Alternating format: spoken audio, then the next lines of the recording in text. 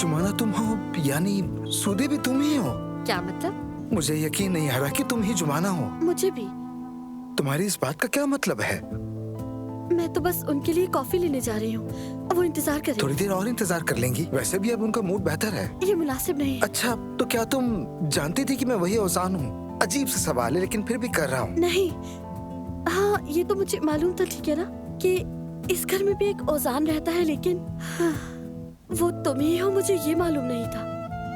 कितनी अजीब बात है ना, यानी कुछ हद तक मौत जैसा। मैं कॉफी बनाने जा रही हूँ। रुको तो सही, तुमने बस इतनी सी बात करनी थी। प्लीज। जुमाना। हेलो जी, कहिए भाई।